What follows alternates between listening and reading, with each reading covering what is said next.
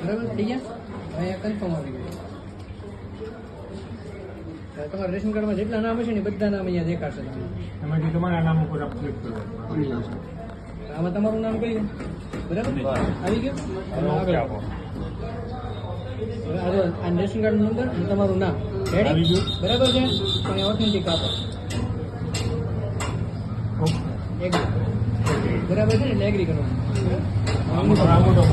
લાલ light થાય એટલે અંગૂઠો મૂકવાનો.